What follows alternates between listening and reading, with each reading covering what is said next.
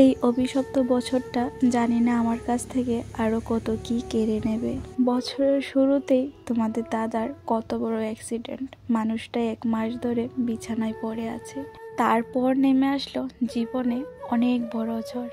আমার ছোট্ট আদরের ভাইটাকে হারিয়েছি, আর এখন এত কিছুর সাথে লড়াই করতে করতে নিজেই হেরে হসপিটালে ভর্তি হলাম আজ। জানি না এই অভিশপ্ত বছর কবে শেষ হবে, আর কত কি হারাতে হবে আমার জীবন থেকে। শুভ সকাল আমার প্রিয় বন্ধুরা। ত্রিপুরা আগরতলার ছোট্ট একটা গ্রাম থেকে আমি মৌ তোমাদের সবাইকে অনেক অনেক ভালোবাসা জানিয়ে আজকের দিনটা শুরু করলাম তোমাদেরকে সাথে নিয়ে। যদিও এখন আর শুভ হয়ে সকাল হয় না, তারপরও তোমাদের জন্য শুভ সকাল বলেই শুরু করলাম। বৃহস্পতিবারে বাড়িতে আসলাম, এটা শুক্রবারের ভিডিও। আর শুক্রবারে রাতেই গিয়ে আমি হসপিটালে ভর্তি হয়েছিলাম। টুকটাক কাজ করছিলাম, হঠাৎ করে মনে হলো যে কালকে যে ব্যাগটাই করে জামা কাপড় এনেছিলাম ওইটার মধ্যে তোমাদের দাদার ওষুধটা রয়েছে, আর কয়েকটা ফুটা, তারপর মেয়ের টুকটাক জিনিস, তারপর আবার দিদিভাই একটা ভুজিয়ার প্যাকেটও দিয়ে দিয়েছিল। জিনিসগুলি বের করে রেখে দিলাম। আর এই বাসনগুলি যখন ভাই হসপিটালে ভর্তি ছিল তখন মা বাবার জন্য এগুলিতে করে খাবার পাঠিয়েছিলাম, এগুলি আবার দিয়ে দিয়েছে।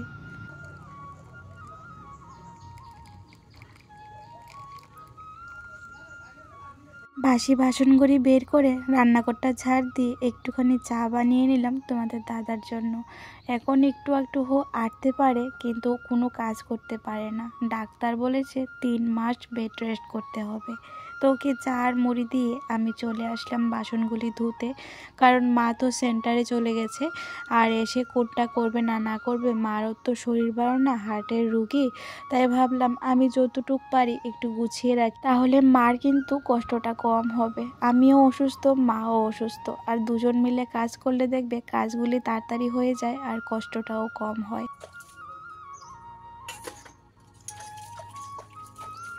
আমার পরিবারের সকল বন্ধুদের কাছে আমার কিন্তু একটা অনুরোধ সব সময় থেকে যাবে।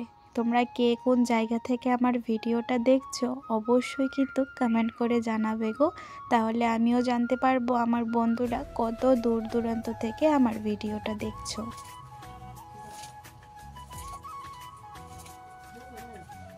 কালকে রাতেই মা বলে দিয়েছিল যে তোমাকে রান্না করতে হবে না, আমি সেন্টার থেকে এসে রান্না করব। আমার যেহেতু মোটামুটি বাইরের কাজ শেষ, তাই ভাবলাম বসে না থেকে বসে বসেই তো রান্না করব, ভাতটা বসিয়ে দিই। আর সাইডে বসিয়ে দিয়েছি ডাল, লাউ দিয়ে ডাল রান্না করব, আর ভাত বসিয়ে দিয়েছি।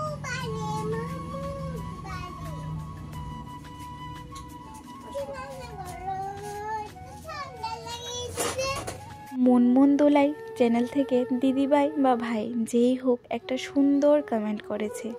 আমিও বলছি বোন, তোমার ভাই তোমার কুলেই ফিরে আসবে, তোমার দ্বিতীয় সন্তান হয়ে। তুমি এত কষ্ট করে ভাইটাকে বড় করে ফেলে রেখে চলে আসলে শ্বশুরবাড়ি, ভগবানের হয়তো সহ্য হয়নি, তাই তো ভগবান তোমার ভাইকে নিয়ে গেছে তোমাদের দুজনকে এক বাড়িতে রাখবে মা আর ছেলে হিসেবে। আমি সাউথ 24 পেজ থেকে তোমার ভিডিওটা দেখছি। এর পরের ভিডিওতে কিন্তু আমার কমেন্টটা অবশ্যই বলো বোন। আমার ঠিক জানা নেই তুমি বোন না ভাই, তবে এতটুকু আমার জানা হয়ে গেছে যে তুমি খুব সুন্দর আর ভালো মনের মানুষ। তুমি আমাকে চেনো না, জানো না, এত সুন্দরভাবে আমাকে বোঝালে সত্যি মনটা একটুর জন্য সান্ত্বনা পেল। আর তোমার কমেন্টটা পড়তে একটু দেরি হয়ে গেল, কারণ আমি অসুস্থ।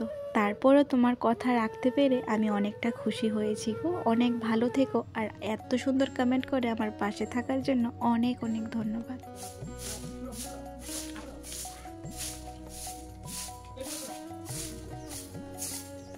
তোমাদের সাথে কথা বলতে বলতে আমার ভাত আর ডাল কিন্তু হয়ে গেছে। মেয়েটাও ওইদিকে ব্রাশ করে নিয়েছে।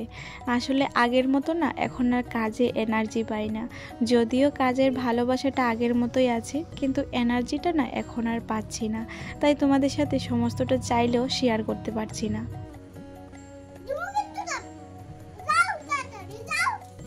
প্রসেনজিৎ দাদাভাই কমেন্ট করেছে, একটা ভিডিওতে দেখলাম তোমার স্বামী অসুস্থ, জানি না উনি চলতে পারি কিনা, কিন্তু তুমি যে সুন্দর করে আদর করে খাইয়ে দিচ্ছ, সত্যি এতেই বোঝা যায় তোমার মতো এত ভালো মানুষ সত্যি কম আছে। আসলে কি বলুন তো দাদাভাই, পরিস্থিতি যেরকমই হোক নিজের দায়িত্বটা মাথায় রেখে চলতে হয়। কারণ এখন আমি আর একা নয়, আমার সংসার আছে, আর সংসারের প্রত্যেকটা মানুষকে ভালো রাখার দায়িত্ব আমি মনে করি আমার নিজের মাথায় অনেক বেশি। আপনাকে অনেক অনেক ভালোবাসা জানাই দাদাভাই, এত সুন্দর একটা কমেন্ট করে আপনার মূল্যবান সময় দিয়ে আমার পাশে থাকার জন্য। মার আজকে সেন্টার থেকে আসতে অনেকটাই দেরি হয়ে যাচ্ছে, ওইদিকে আমার ভাত ডাল হয়ে গেছে, আর আমার কিন্তু উঠান বাড়ি ঝাড় দেওয়া বাসন দেওয়া সমস্ত কিছুই হয়ে গেছে।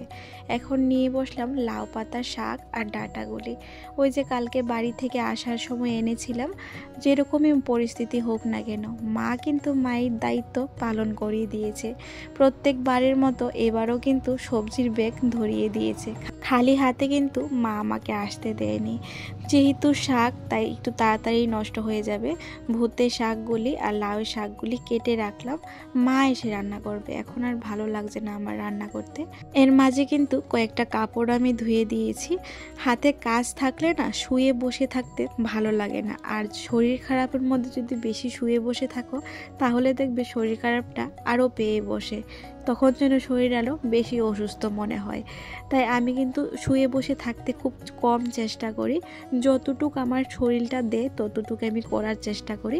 কাপড়গুলি কালকে যে আমরা পরে এসেছিলাম ওই বাড়ি থেকে, সন্ধেবেলা তো সবাই স্নান করলাম, তাই সন্ধেবেলা করে আর কাপড় কিছুই ধোয়া হয়নি, তাই কিন্তু আজকে সকালবেলায় কাপড়গুলি ধুয়ে নিলাম। প্রথম ভেবেছিলাম আজকে আর কাপড় ধুবো না, তারপর গিয়ে দেখি স্নানের ঘাটে মা ড্রামের মধ্যে সমস্ত কাপড় ভিজিয়ে রেখেছে, হয়তো মাই এসে ধুতো। তো মা রান্না করবে, স্নান করবে, পুজো দেবে, তারপর যদি আবার কাপড় ধোয় অনেকটা দেরি হয়ে যাবে। ভাবলাম আমি বসে না থেকে আস্তে আস্তে আমি কাজগুলি করে নিই। আর মেয়েটাকে কিন্তু আমার শরীর মুছিয়ে ড্রেসটা পাল্টিয়ে দেওয়া হয়ে গেছে। আজকে আর স্নান করাইনি, কারণ কালকে ওই বাড়ি থেকে কলের জল দিয়ে স্নান করে এসেছে। আজকে যদি এখানে আবার সাপ্লাই জল দিয়ে স্নান করাই তাহলে ওর শরীর খারাপ হয়ে যাবে, তাই কিন্তু ওকে হাত পাটা একটু জল দিয়ে মুছিয়ে নিয়েছি। বন্ধুরা, তোমরা যারা এখনো পর্যন্ত আমার ভিডিওটার সাথে আছো তোমাদের সবাইকে অনেক অনেক ভালোবাসা জানাই গো। আর যারা এই প্রথমবার আমার ভিডিওটা দেখছো, যদি একটু হলেও আমার ভিডিওটা ভালো লাগে তাহলে অবশ্যই আমার চ্যানেলটা সাবস্ক্রাইব করে আমার পাশে থেকে যেও। আর যারা আগে থেকে আমার চ্যানেলটা সাবস্ক্রাইব করে আমার পাশে আছো তোমাদের সবাইকে মন থেকে অনেক অনেক ভালোবাসা জানাই গো।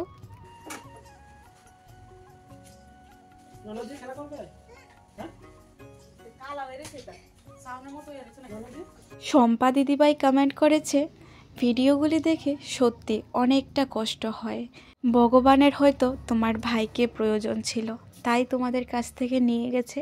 আর আমি জানি ভগবানের কাছে যেহেতু আছে তোমার ভাই ভালোই আছে।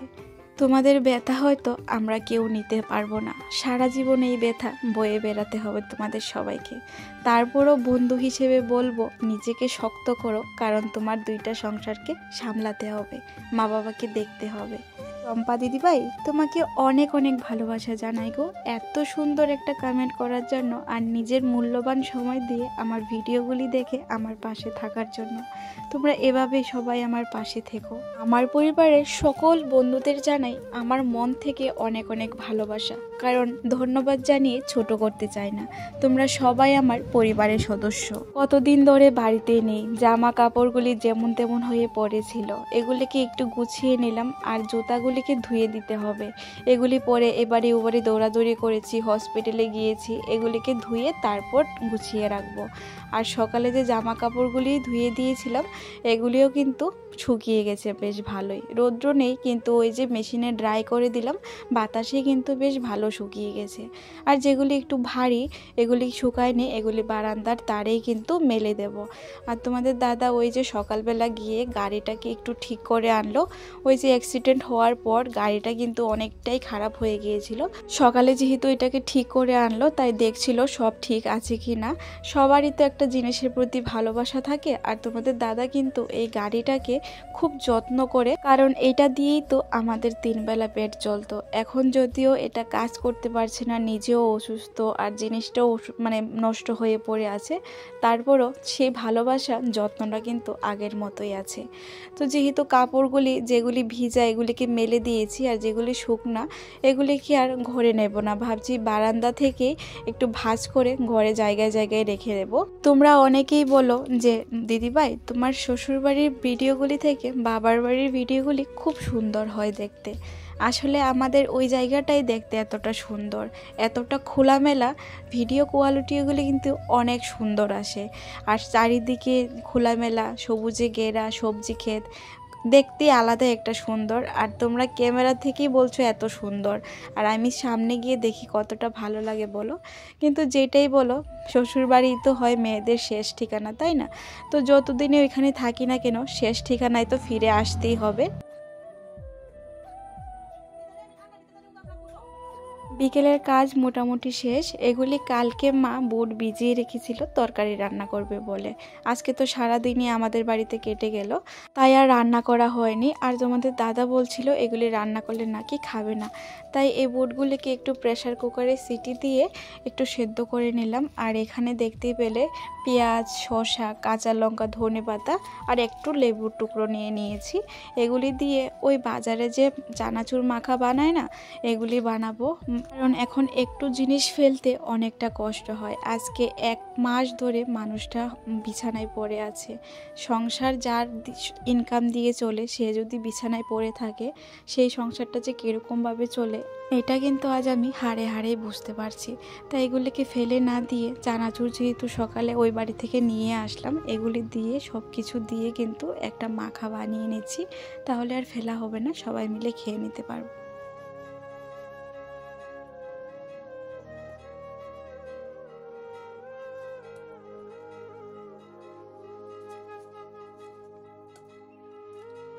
মা, তোমাদের দাদা আর কাকু 3 জন আছে, তাই 3 জনের জন্য নিয়ে নিচ্ছি। নিজের খেতে একটুও ভালো লাগছে না, আর এগুলি বানাতেও ইচ্ছে ছিল না, শুধু নষ্ট হবে বলে বানিয়ে দিলাম। যাক, খাওয়া তো হয়ে যাবে, নষ্ট হলে কত টাকার জিনিস। এখন যে কিভাবে আমাদের সংসারটা চলছে শুধু আমরাই জানি। সারাদিনই শরীরটা বেশ দুর্বলই ছিল, একটু কাজ করতাম তো একটু শুয়ে থাকতাম। কিন্তু সন্ধ্যার পর যখন চা টিফিন দিয়ে দিলাম, মেয়েটাকেও টিফিন খাইয়ে নিয়েছিলাম, তখনই হঠাৎ করে এত বমি আর মাথা ঘোরানো শুরু হয়েছে, মানে আমি চোখ খুলে তাকাতেই পারছিলাম না। যখন অবস্থা খারাপ দেখলো, তখন কাকু আর মা দুজনে মিলে হসপিটালে নিয়ে চলে গেল। আর যাওয়া মাত্রই 2টা ইঞ্জেকশন আর 3টা স্যালাইন হাতে ধরিয়ে দিল। প্রথম একটা স্যালাইন যখন যাচ্ছিল তখন তো আমি ছিলামই না, মানে সেন্সই ছিল না, এত খারাপ অবস্থা। এটা দ্বিতীয় স্যালাইন চলছিল। আর মোবাইল তো আমি নেইনি, আমার তো তখন অবস্থাটা খুবই খারাপ ছিল। এটা শাশুড়ি মার মোবাইল থেকে একটুখানি ক্লিপ নিয়ে রেখেছি, জানি না ঠিক করলাম না ভুল, তারপরও মনে চাইছিল নিয়ে রাখলাম, তোমাদের সাথে শেয়ার করবো বলে, তাই নিয়ে রাখলাম। তোমরা আবার প্লিজ এই জিনিসটা নিয়ে খারাপভাবে নিও না। সারা রাত্র হসপিটালেই ছিলাম, সকালবেলা ছুটি নিয়ে চলে আসলাম। ঠাকুরকে বলো আমি যেন তাড়াতাড়ি সুস্থ হয়ে যাই।